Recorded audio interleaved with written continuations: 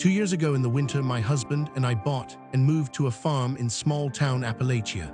We decided to go down to our local Tractor Supply to buy a propane tank. As we were in the checkout line, a man, in his late 50s I assume, walked in and stared at us. He grabbed a random women's shirt off a shelf, then turned back, stared at us some more, and stood behind us in line. He stood so close, I could feel his breath on my neck. I was extremely uncomfortable, but I figured it's a small town, so everyone is just overly nice, so I turned toward him, smiled, nodded, and said good morning, hoping the man would feel as uncomfortable as I did and back up a bit. He did not. He started talking to us. Initially starting with pleasant small talk. The weather is getting quite cold. This line is taking forever. Telling us about him picking up his great aunt from the airport in 2 hours, etc. Then quickly going into more intrusive territory. Where are you guys from?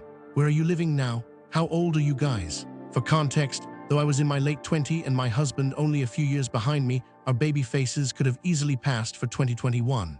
When it was our turn to check out, I said, "Have a good day" to the man and went up to the register. As the guy behind the register started to explain their propane pricing, the man started to flip out. I mean, he started yelling at the poor 17-year-old kid working his weekend job, saying, "I can't believe y'all are charging them so much for a propane tank.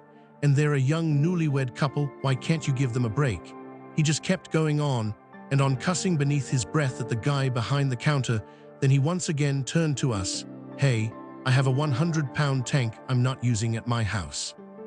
I'll let y'all have it for free if you want. You'll just need to come with me." My husband thanked him but declined. He said, "Are you sure?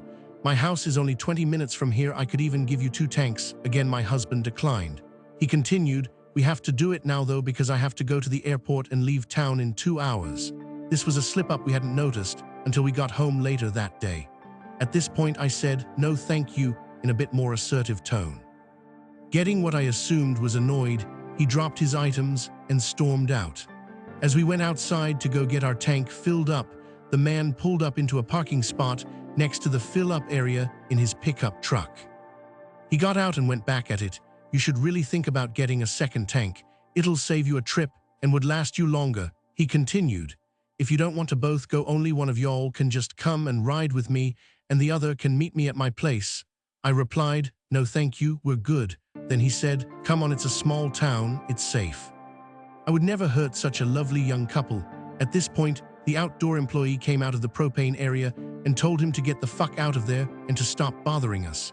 So he got in his truck that did not have a license plate and drove off. The other day, while filling our tank up, the guy helping us asked us about that day and if we ever saw the guy again. Apparently he comes by in the winters when it's quiet and only talks to young couples. Major creepy vibes.